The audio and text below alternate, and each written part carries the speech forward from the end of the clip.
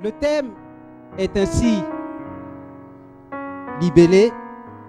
La victoire viendra par la femme. La victoire viendra par la femme.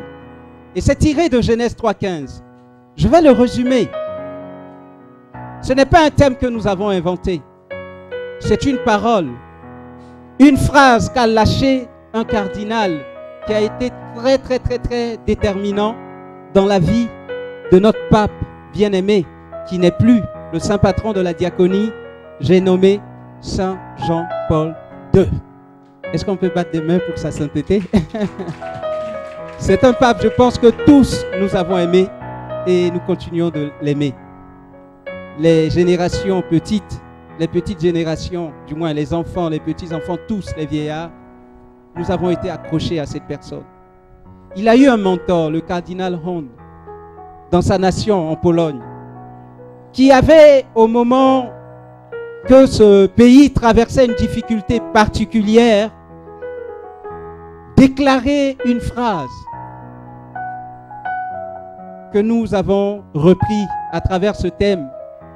Le cardinal Hond disait en son temps, la victoire, si elle vient dans notre nation, elle viendra par Marie.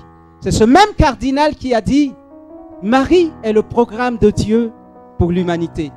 Et un jour nous en parlerons. Qu'est-ce qu'il a voulu dire? Ou sinon, qu'est-ce que l'Esprit Saint a voulu laisser entendre à travers lui? Parce qu'il ne l'a pas dit en tant qu'une simple personne, pour dire qu'il a dit de façon naïve. Alors, il a dit cette parole en tant que cardinal. Et comme un prophète, il libérait un message pour sa nation qui traversait une situation difficile. Comme ça a été le cas pour notre pays. Et comme c'est le cas aussi pour bien de nations. Mais encore envoyé à une dimension plus restreinte, c'est le cas aussi pour chacun d'entre nous.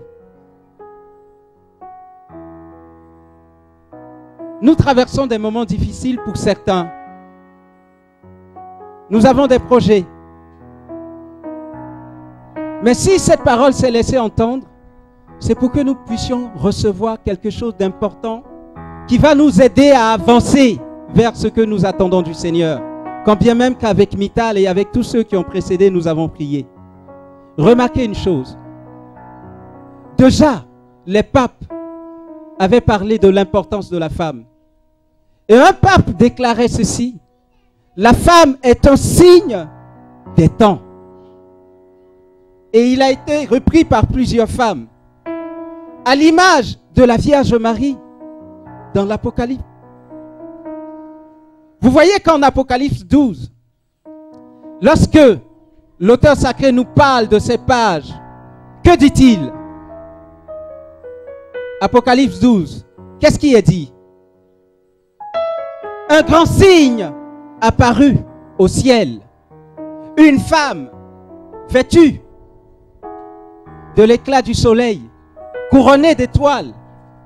Et vous connaissez ce qui s'est passé. Première chose à retenir, la femme est un signe. La femme est un signe. La femme que tu es est un signe. Mais le signe de quoi? Deux choses que vous pouvez retenir. La femme est un signe de la croix. Comme chacun d'entre nous, catholiques, que nous sommes fiers de l'être, nous nous signons du signe de la croix, n'est-ce pas? La femme est un signe de la croix. Je n'ai pas besoin de développer ça pour vous, nos mamans, pour vous, nos sœurs, pour vous, nos amis, qui savez ce que vous endurez. Au nom de ce que vous êtes femme, mère, épouse.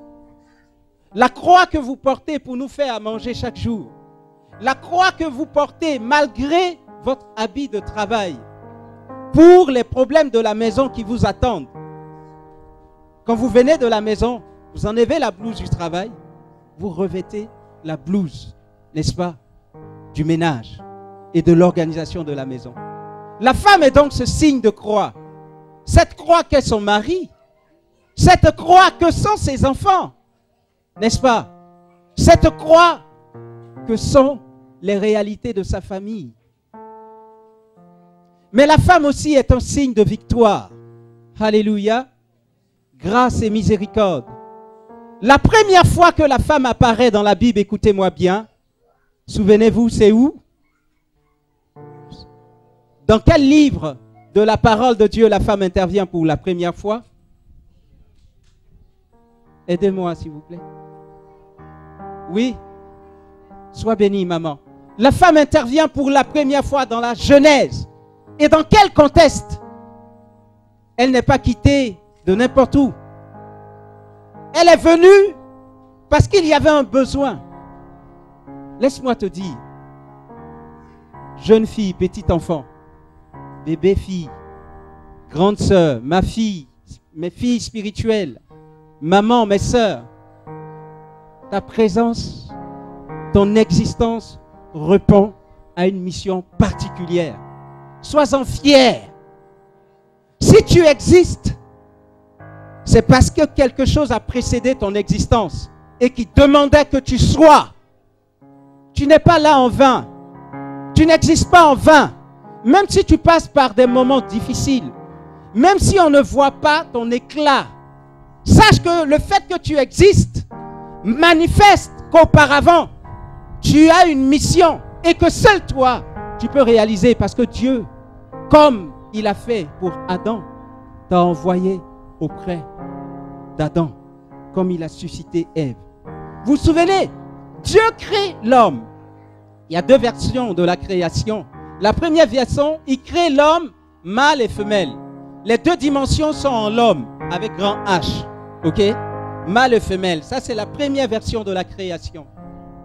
La deuxième version, il pétrit, n'est-ce pas? Il façonne l'homme à partir de la glaise du sol. Et il laisse l'homme et il sent que quelque chose manque à l'homme. Regardez comment c'est bizarre. Sinon, comment ça nous amène à quand même questionner le test. Dieu qui crée toutes choses et qui dit, il est bon. Surtout quand il a créé l'homme, il a vu que cela était très bon. Comment se fait-il qu'il peut avoir oublié quelque chose?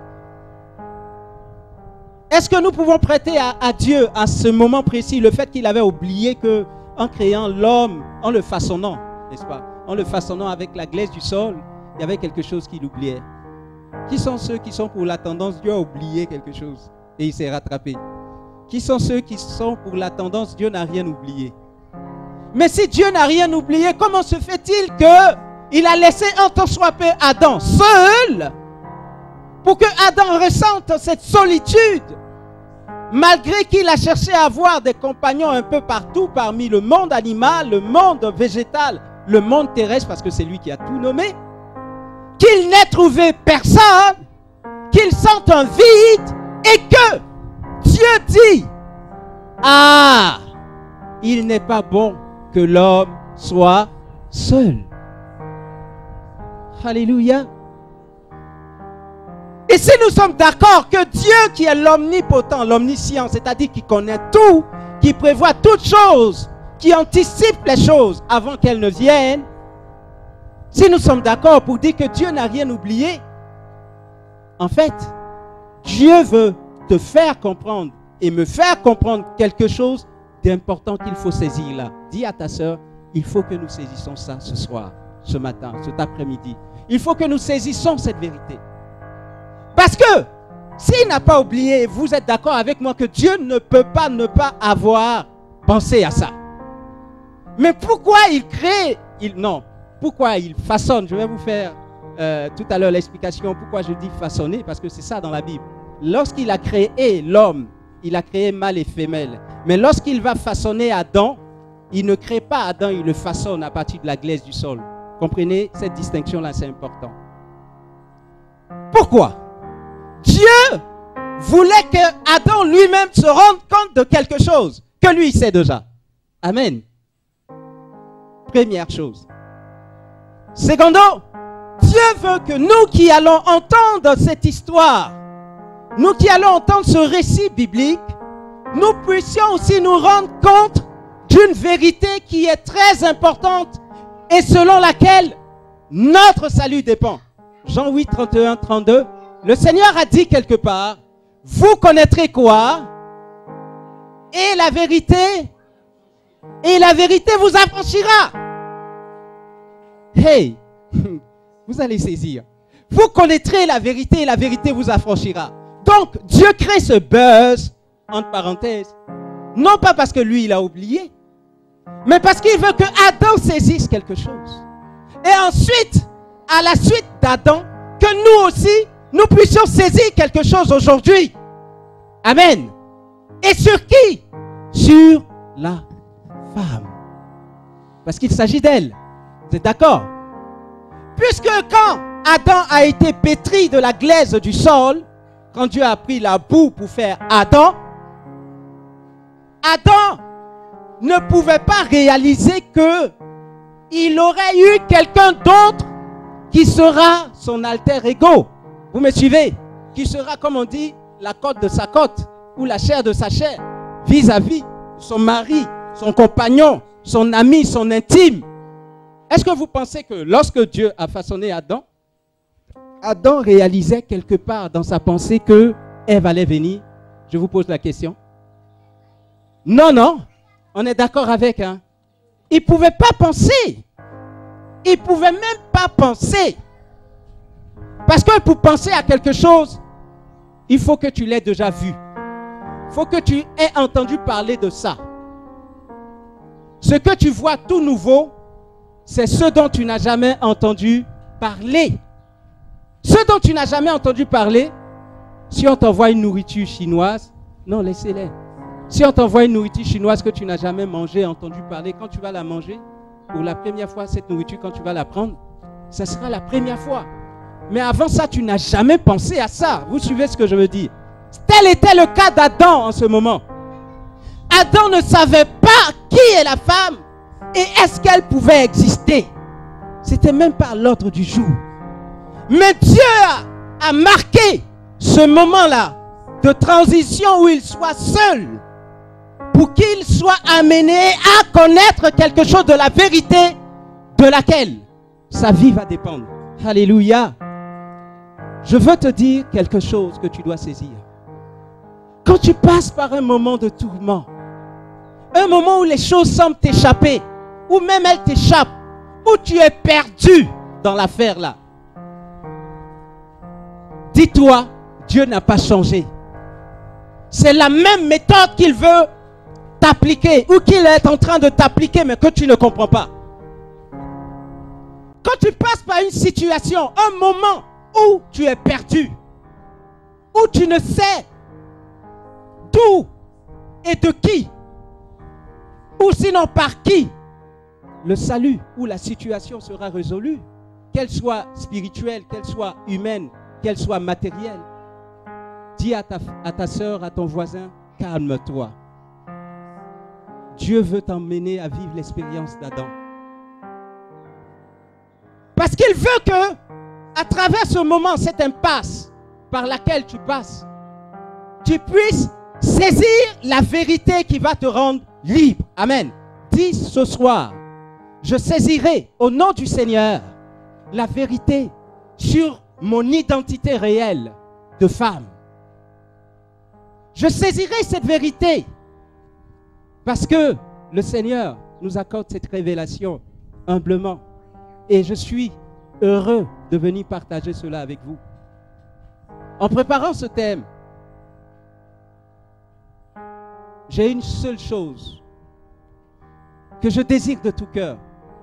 Que les femmes qui êtes là, vous qui êtes là, que les femmes qui sont à l'écoute à travers la voix de Facebook, vous puissiez vous connaître selon le plan de Dieu. Alors pour vous connaître, nous allons encore continuer sur ce même livre de Genèse 3, verset 15. Alors, Dieu, après avoir dit qu'il n'est pas bon pour la femme, pour l'homme, d'être seul, n'est-ce pas? Qu'est-ce qu'il fait? Il fait dormir Adam, n'est-ce pas? Et quand il fait dormir Adam, il tire sa côte de sa chair et il procède à quoi? Il procède à façonner Ève. Et Adam se lève et il voit déjà Ève. Remarquez une chose. Alléluia. Quand Adam voit Ève, qu'est-ce qu'il dit? Cette fois-ci, qu'est-ce qu'il dit? Oui, allez-y. Oui. Ah, mais avant d'avoir dit voilà, il y a quelque chose qui a précédé. Il a dit quoi? Je l'ai dit tout à l'heure. Cette fois-ci. Attends, c'est pas étrange quand même? Je ne sais pas si vous saisissez. Comment quelqu'un se réveille de son sommeil, il voit quelqu'un aussi, et puis du coup, il dit, cette fois-ci. Donc il y a eu d'autres fois. Je ne sais pas si, voilà, vous voyez la nuance. C'est ce que je veux que vous saisissiez. Du coup, il se réveille quoi de son sommeil? Cette fois-ci. Voici la chair de ma chair, l'os de mes os. On l'appellera femme. Alléluia. Le mystère, il est grand ici. Et il est merveilleux. Il est glorieux. Il dit cette fois-ci.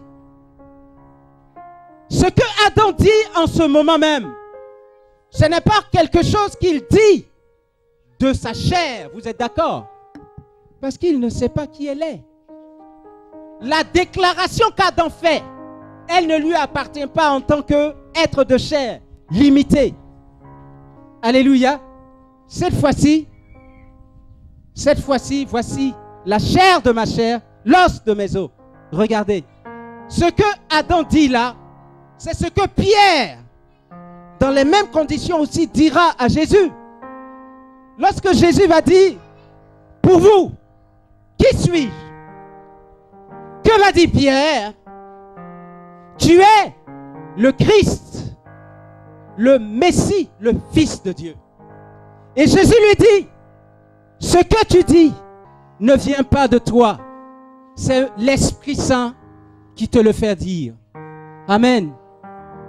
Nous comprenons que la déclaration d'Adam sur le statut de Ève, c'est une déclaration sous la motion du Saint-Esprit.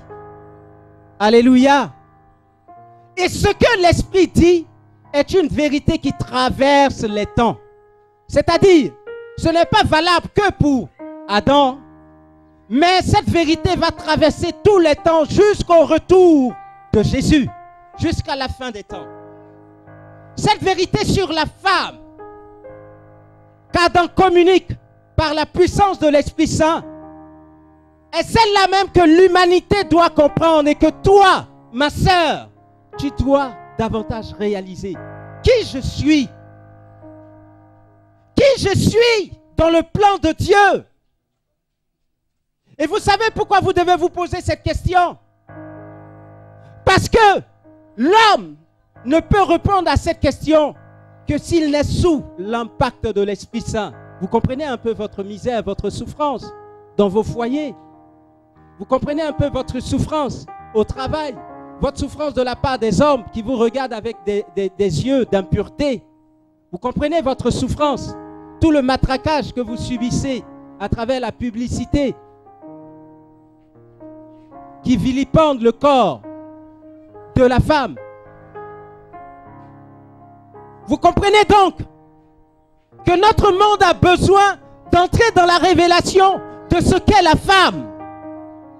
Parce que plus notre monde, plus nos foyers, plus nos maris, plus nos enfants, plus tous ceux qui nous rencontrent perdent cette révélation, ne saisissent pas cette vérité, au fur et à mesure, le règne de Satan avance.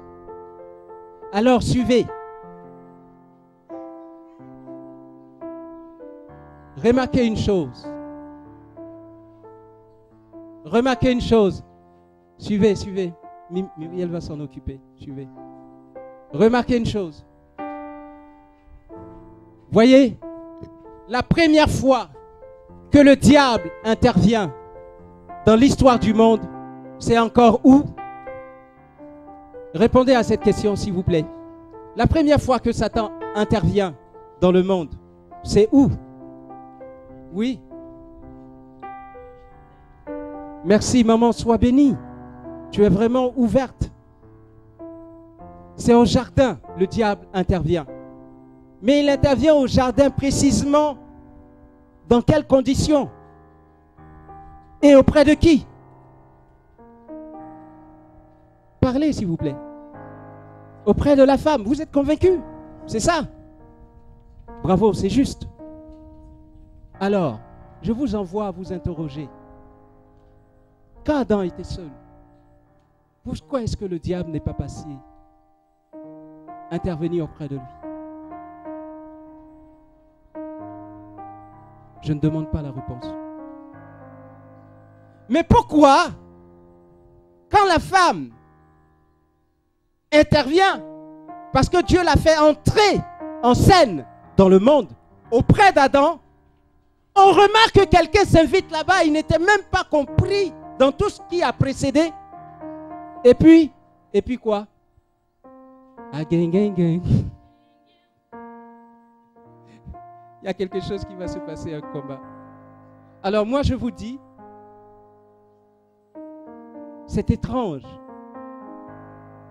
que Satan soit là où la femme est. Ou que Satan entre en jeu là où la femme entre en jeu. C'est une question, mais qui va trouver sa réponse tout à l'heure. Ce n'est pas pour dire que la femme est satanique, non. N'allez même pas dans ce sens. Mais justement pour comprendre le mystère de la femme, Dieu nous permet aussi de saisir à travers l'épreuve ou la difficulté qui va se passer, qui est-ce qui est là pour que ce dernier-là pointe son nez là. Alléluia. C'est-à-dire que Satan n'a rien à faire avec l'homme. Mais que, s'il y a quelqu'un qui est son client numéro 1, c'est qui? Nous sommes en train de redire la Bible. Et surtout, nous disons la Genèse. Laissez-moi vous conter quelque chose de très important quand vous allez étudier la Bible. Et nous aurons ces temps d'études bibliques avec ceux qui voudront bien. La première fois que vous lisez une partie, une notion dans la Bible, et c'est la première fois que cette situation se passe, sachez que dans cette partie-là, toutes les clés sont là et tout ce qui va se passer de façon similaire part de ce qui s'est passé la première fois. Simplement pour vous dire, Dieu, lorsqu'il opère une fois, c'est cette seule fois qui traverse le temps, même si ça a différentes formes. Vous comprenez? Alors, le diable qui intervient pour la première fois dans la Bible, parce qu'il y a la femme que Dieu a mis à côté de l'homme, puisque Dieu voyait que l'homme ne pouvait pas être seul. Cette première fois-là nous renseigne combien toutes les fois le diable va intervenir. Amen. Voilà pourquoi je vais prendre les extrêmes. Au commencement, nous venons de voir, la femme entre en jeu, le diable s'invite là, et puis il y a un combat, n'est-ce pas? Après tout ce qui s'est passé, la première femme qui vous représentait, elle a pris des baies, comme dit les Ivoiriens. Elle est tombée KO, n'est-ce pas? Mais Dieu, quand il est venu, il a révisé sa sanction. Et il lui a dit, au-delà de tout ce que, du moins, en plus de tout ce que vous savez, mais ce qui nous importe, il lui a dit ceci. Femme, tu enfanteras dans les douleurs, n'est-ce pas? Et tes désirs seront tournés toujours vers ton mari, et lui dominera sur toi. Ne voyez pas cette domination, c'est ça non? On dit domination? C'est ça. Ne voyez pas cette domination comme une sorte d'avilissement ou d'asservissement. C'est ce que les hommes ne comprennent pas. On pourra rentrer là-dedans un jour. Mais remarquez une chose. Quand il punit le diable, qu'est-ce qu'il dit à Satan? Au-delà de tout ce qu'il lui a dit, tu vas ramper toute ta vie sur le sol et tu vas manger de la poussière. Alléluia. Laisse-moi te dire quelque chose. C'est vrai que Dieu t'a créé à base de la poussière, mais tu n'es pas seulement que poussière. Parce que quand il a fait la poussière, la Bible dit il a soufflé en toi son esprit. C'est pourquoi nous n'avons pas intérêt à vivre seulement au niveau de la chair. Parce que si nous restons poussière, c'est décrété. Hein? Le diable doit se nourrir quoi? Vous comprenez un peu? Ça aussi, j'entrerai un jour dans le combat spirituel. La victoire ne se trouve pas dans le fait d'être poussière, mais c'est dans le fait d'être poussière ayant reçu l'Esprit de Dieu. Alléluia.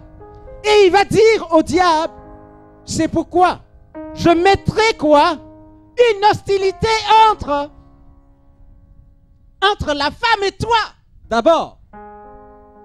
Et puis, comme pour dire que ça ne suffit pas là, entre sa descendance et ta descendance. Celle-ci t'écrasera la tête, pendant que toi, tu lui meurtriras le talon. Alléluia. On va décortiquer. C'est tellement beau. Voyez, Dieu ne dit pas, je mettrai une hostilité entre Satan et l'homme. Je ne sais pas si vous comprenez un peu. Hein. Est-ce que Dieu est injuste pour mettre la femme dans ce rapport conflictuel avec Satan? Dieu ne vous aime pas? Mais dites-moi, pourquoi c'est vous? Parce que quand on dit femme, ce n'est pas compris homme. Les hommes, comprenez? Le combat, en réalité, de la Genèse, qui est le même combat qui traverse toute la Bible et tous les temps, et qui est le combat que nous allons voir à l'Apocalypse, est un combat qui se mène entre Satan et qui? C'est bien de le savoir. Le combat se mène entre Satan et... Maintenant, dit, le combat se mène entre Satan et moi. Vas-y. Le combat se mène entre qui? Pour les femmes. Hein? Les hommes, vous ne devez pas dire ça. Est-ce que vous comprenez? C'est un combat entre deux personnes. Toi, tu n'es pas une personne. Entre deux entités. Une personne et un esprit déchu. J'ajoute ça là-dessus. Et c'est ça même la vérité. Entre Satan et la femme. Vous comprenez pourquoi le combat, c'est une affaire de femme contre Satan. Attendez. Les hommes qui se jouent, les hommes forts, comment Dieu les ignore-t-il? Comment Dieu arrive à les mettre de côté pour engager la femme dans le combat avec Satan? Hey! J'ai déposé le micro et puis je vais vous acclamer.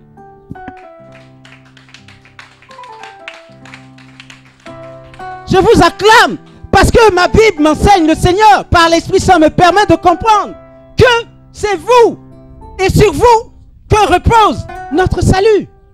Le combat qui se mène contre l'humanité est un combat qui ne se gagnera pas par l'homme, mais qui se gagnera par qui?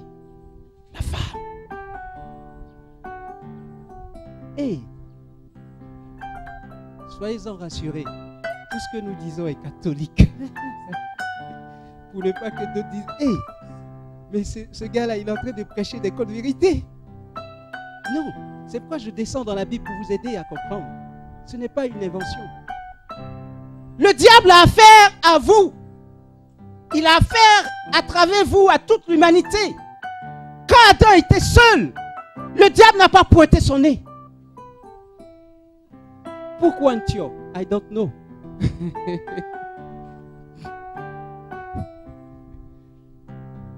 Mais qui vous êtes? Qui es-tu? Pour que il s'agisse de toi. Waouh! Rien qu'à arriver là, je frémis. Et puis je m'incline respectueusement devant la femme. Parce qu'il s'agit de cela. C'est un combat entre la femme et Satan. Alors vous comprenez que ce combat n'a pas changé parce qu'à l'Apocalypse 12, c'est le même combat qui se présente. Un grand signe apparaît au ciel. Une femme, on ne dit pas un homme. Et tout ce que vous avez comme description de la lune, des étoiles, du soleil, comme tout le cosmos, toute l'humanité, c'est-à-dire toute la terre, est lié à une femme. Puis, alléluia, les hommes, détrompez-vous, hein, détrompons-nous. C'est une question qui nous dépasse. Et ce signe apparaît, grand soit-il. Et à côté de ce signe, un autre signe apparaît encore. Et vous comprenez pourquoi j'ai dit, le diable draine sa queue toujours là où il y a la femme. Si vous comprenez ça, chères dames, chères sœurs, chers amis, chères filles spirituelles, vous allez être déchargés de beaucoup de fardeaux que vous avez portés dans l'ignorance de cette révélation. Vous ne direz plus pourquoi moi. Mais vous verrez que vous êtes l'héroïne, celle de qui nous attendons tout, même nous les hommes, qui vous laissons voir ou entendre ou croire que vous devez dépendre de nous. La vérité, c'est là où le bas blesse. Notre salut viendra par vous. Voilà pourquoi la tradition hébraïque, les Juifs, qui sont nos parents dans la foi, disent ceci. Et à la lecture des paroles, de la parole de Dieu, ils disent la bénédiction, pour la trouver dans la maison d'un homme, il faut qu'il y ait une femme. Car c'est à travers la femme que la bénédiction vient résider dans la maison d'un homme. Hey, tu peux avoir rencontré ton mari qui a peut-être un budget plus grand que toi. Mais laisse-moi te dire ce que la Bible t'amène à accepter comme vérité. Il n'y en a pas deux autres. Sa bénédiction vient de toi.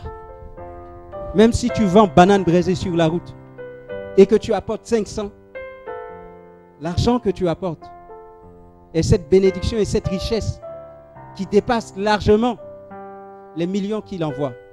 Laisse-moi te le confirmer dans la Bible à travers une situation qu'Abraham a vécue. Quand Dieu a demandé à Abraham de tout quitter pour aller vers une destination ignorée, vous savez ce qui s'est passé? Quand Abraham partait, c'est vrai, il avait pris son héritage. Mais dans le désert, il y a eu épuisement parce qu'il fallait manger. Et la famine est arrivée. Si la famine est arrivée dans le lieu où Abraham était, pour qu'il quitte ce lieu-là, pour descendre en Égypte, à cause de la faim, vous êtes d'accord avec moi, c'est qu'Abraham n'avait plus de biens. Est-ce que vous suivez? Parce que s'il avait de biens encore, il peut résister contre la famine. Mais il s'est déplacé encore avec sa femme et ils sont partis en Égypte. Parce que la famine battait son plein. Et arrivé en Égypte, il a fait un contrat avec sa femme. C'est tellement bête que vraiment, si tu dis que tu es ma femme, on va me tuer. Il faut dire que tu es ma soeur. Comme ça, à cause de toi, on va bien m'accueillir. Et c'est ce qui s'est passé. Mais Abraham a été accueilli en prince. Parce que, dites-vous, il avait une femme superbe, belle à voir et intelligente de cœur. À cause de cette dame, on a donné à Abraham et richesse, moutons, béliers et tout ce que vous avez entendu. À telle enseigne que Abraham a quitté ces lieux bénis à cause de sa femme. Et ça continuera. Même la terre que Dieu lui a promise. Je ne vais pas entrer dans les détails. Je reste juste là pour que vous compreniez cette vérité fondamentale et que vous ne doutiez point, quel que soit ce que le monde va vous enseigner ou quel que soit ce que des hommes vont vous laisser entendre. Voilà la vérité. Même la bénédiction que Dieu avait attachée à Abraham pour lui dire, je te donnerai une terre et cette terre appartiendra aux enfants de tes enfants éternellement, la terre d'Israël. Vous savez, Abraham l'a eu par qui? Encore, il l'a eu par Sarah. Et comment il l'a eu? Il a fallu que sa femme meure. Et quand elle est morte, il a acheté un terrain. Cette terre était sur Israël. On lui a donné cette terre cadeau. Il dit non, il veut l'acheter. Parce qu'il a dit que si vous me donnez cadeau, ça c'est en nous. Mais demain, vos enfants peuvent venir réclamer. Et je n'ai pas de titre de propriété. Vous voyez, avant il y avait ACD. Donc Abraham a insisté jusqu'à payer cette terre. Vous savez quelque chose? C'est à partir de là qu'Israël a possédé la terre d'Israël. À partir de cette terre qu'Abraham a payé. Mais il a eu comment si sa femme n'était pas morte? Parce que c'est vrai, il dormait sur la terre d'Israël, de bout en bout, mais comme un immigré, comme quelqu'un qui traversait. Mais par sa femme, alléluia, je reçois quelque chose de merveilleux. Abraham a eu cette terre. Par Sarah, Abraham est rentré dans l'accomplissement de la promesse de Dieu. Laisse-moi te dire, femme, c'est à travers toi que ton mari sera béni. C'est à travers toi que la bénédiction des enfants sera transmise et communiquée. Et pourquoi est-ce que le diable s'invite toujours là où tu es? Pourquoi il ne s'invite pas là où l'homme est? C'est la question à laquelle il faut trouver une réponse. J'avais voulu vous faire intervenir, mais ça va être long. Je vais aller pour nous aider un peu plus. Tu as déjà compris d'abord que tu n'es pas n'importe qui. Que si tu existes, c'est pour combler une attente. Et sans toi, cette attente ne peut pas être. Voilà pourquoi, vous voyez, dans le temps, il y a longtemps, est-ce que moi-même je faisais ça? Oui, j'ai quand même fait ça dans les débuts. Je priais pour les femmes qui venaient, je veux un homme et autres, tout ça. Maintenant, je ne prie plus pour ça. Oui, et quand mes soeurs viennent, je ne les amène plus à ça parce qu'elles sont stressées avec ça. Parce qu'il n'y a même pas à prier pour ça. Si tu existes, c'est que, je ne sais pas si tu comprends, c'est-à-dire que parfois nous-mêmes on priait contre la Bible, on ne savait pas. Dieu a dit une parole, tu y crois, elle va s'accomplir, quel que soit le temps. C'est comment te disposer. Parce que Ève ne savait pas que Dieu allait la façonner. Mais quand Dieu l'a façonnée, c'est entre elle et puis Dieu, ils se sont entendus pour que Ève soit conduite vers Adam. Donc, c'est comment est-ce que tu vas commercer avec Dieu pour que Dieu te conduise vers l'homme. Et c'est cette démarche qu'on peut faire en prière. Alléluia. Alors, pourquoi est-ce que Satan en veut à la femme? À telle enseigne que dans le premier combat, c'est lui qui est là avec la femme. Et dans le dernier combat, il y aura ce combat. C'est encore lui avec la femme. Et vous voyez, la femme était prête d'accoucher. Et il en voulait à la femme. Et quand elle a accouché, il a en voulu à l'enfant. Mais l'enfant a été élevé, n'est-ce pas? Emporté. Et il a poursuivi la femme. La femme s'est enfuie au désert. Et qu'est-ce qui s'est passé? Elle a été portée par l'ange. Parce qu'il a vomi contre elle l'eau. La terre s'est ouverte et l'eau a été avalée. Essayez de comprendre. Et même après, quand la femme a été emportée, la Bible dit il y a eu un combat qui s'est mené au ciel. Contre, cette fois-ci, comprenez bien, contre qui? Michel, archange, et le diable, ces combats, et ses anges déchus. Et ils ont été anéantis et jetés sur la terre. Et ils sont venus sur la terre avec quoi? Une grande colère. Ils ont été furieux. Et l'ange dit, habitants des cieux, réjouissez-vous. Mais malheur à vous, habitants de la terre. Car le diable est descendu contre vous avec quoi? Une violence. Et il en veut à qui? Il en veut au fils de qui? À la descendance de qui? De la femme. Alléluia. C'est une question de femme. Donc le combat spirituel se mène entre femme et Satan, ange et Satan, et non pas entre les hommes. Vous allez comprendre. Aujourd'hui, je ne développerai pas quel est le rôle des hommes, parce qu'il ne s'agit pas de ça. Mais nous, les hommes qui sont là, nous sommes en train de découvrir qui sont nos femmes. Nous devons avoir peur d'elles, au sens de la révérence, de la crainte.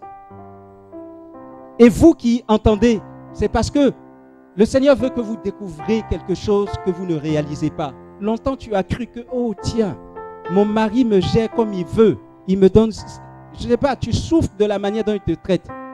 Alors que c'est toi qui peux le gérer. On verra ça. Alléluia.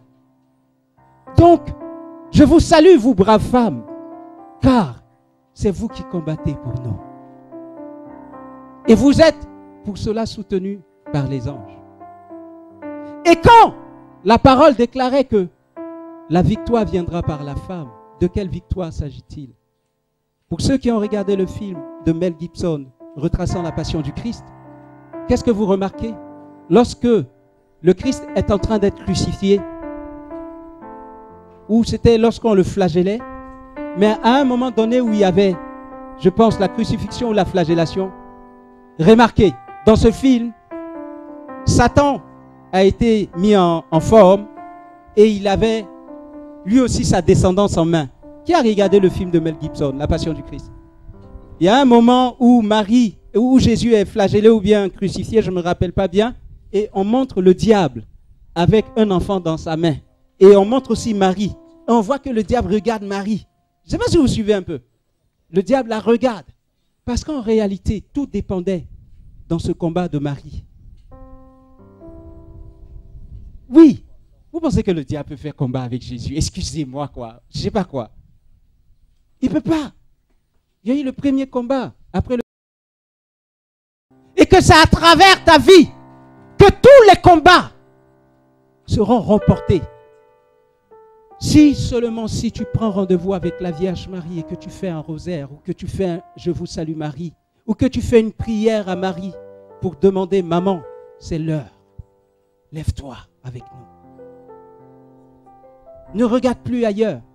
Remarquez comme maman Marie dans son foyer s'abattait de l'aile. Oui, comme certains aussi. Marie a failli être chassée de son foyer. Elle était même en train d'être chassée, mais de façon sainte. Parce que Joseph cherchait comment résoudre la situation pour ne pas exposer Marie. Mais il ne pouvait pas faire autrement. Remarquez, Marie est restée calme. Et Dieu est venu parler à Joseph. Pour les situations de vos foyers, pour les situations dans votre travail, pour les situations de vos enfants, le diable aura la victoire en vous si vous laissez votre cœur être perturbé par cette situation. Ne craignez rien. C'est dans la sérénité de votre cœur, comme Marie, en face des provocations de Satan qui voulait l'amener à pleurer et a dit « Laissez mon fils ». Elle est restée calme et Dieu a agi, comme Dieu a envoyé un ange à Joseph. Vous, pour régler votre situation avec votre époux, avec votre homme, c'est en étant en communion avec Dieu. Dieu enverra un ange pour assagir votre enfant. Je vous donne ce dernier témoignage et nous allons accueillir le Seigneur dans cette Eucharistie qui va faire suite à cette adoration.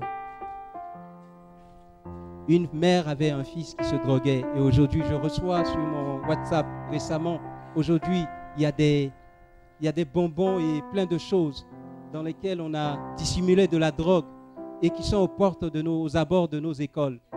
Je vous dis, nos enfants ne sont pas épargnés.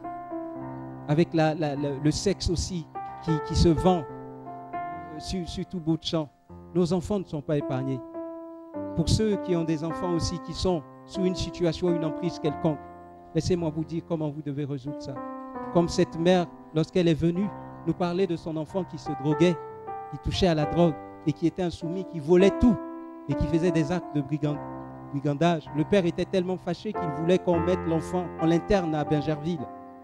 Quand elle est venue et quand elle nous a parlé, nous lui avons demandé de nous envoyer l'enfant. Elle a presque ri parce qu'elle dit jamais il n'acceptera de venir. Nous lui avons dit, va simplement lui dire. Et elle est partie, elle lui a dit. Le jour du rendez-vous, elle est venue sans l'enfant. Elle a dit, je vous avais dit. Je lui ai dit, il ne m'a même pas écouté.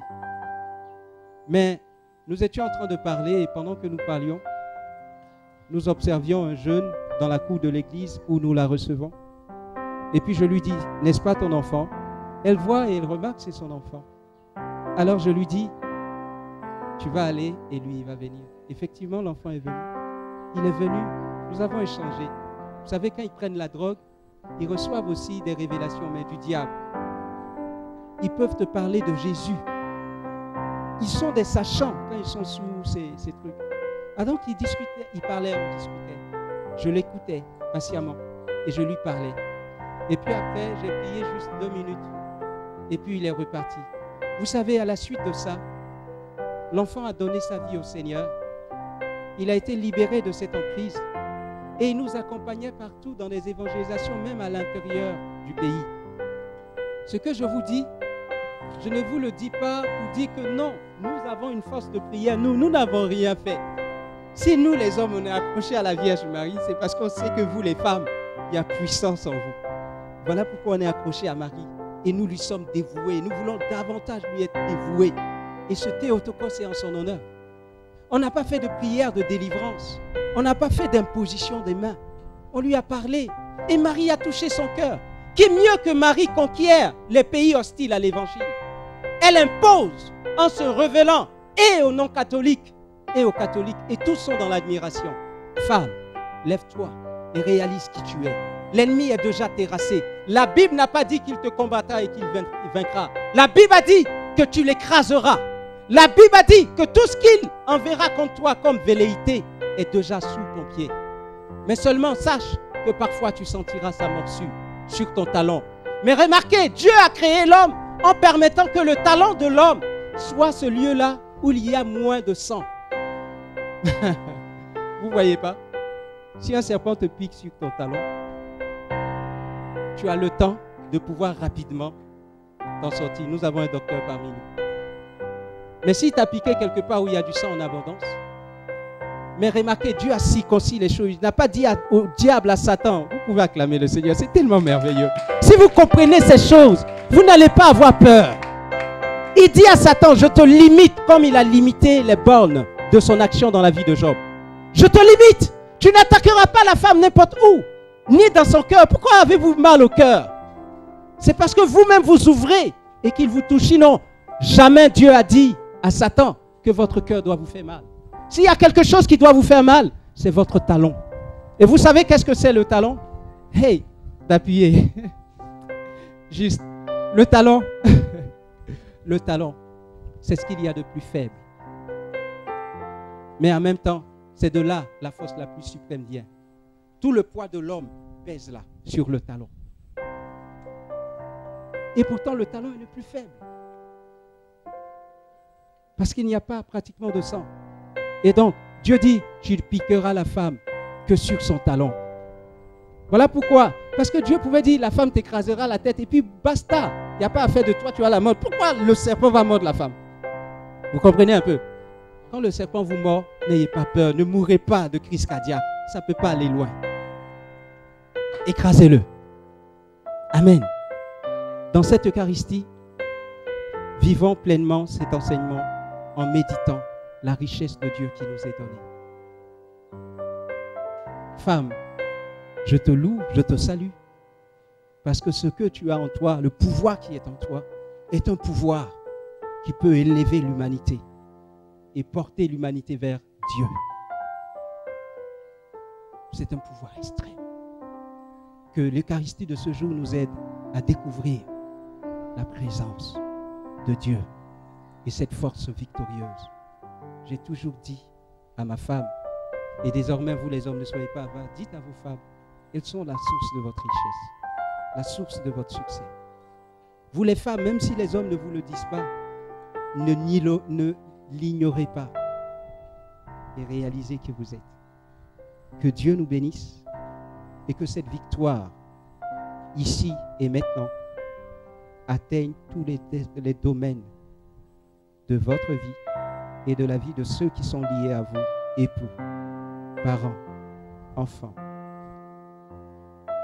Que vos entrailles s'ouvrent et se déchirent pour accueillir ce salut qui est déjà manifesté parmi nous. Tu ne quitteras pas ces lieux sans t'être réjoui de cette victoire. C'est pourquoi tout ce que tu peux traverser dans ta vie en tant que femme ou mère, n'aie pas peur. Ça ne peut pas aller loin, c'est mesuré. C'est là pour corser ta foi. Tiens-toi debout comme la Vierge Marie en face de cette épreuve. Et tu verras, 3 jours après, la joie de la résurrection t'atteindre. Que Dieu nous bénisse, lui qui est fidèle et vivant pour les siècles des siècles. Amen.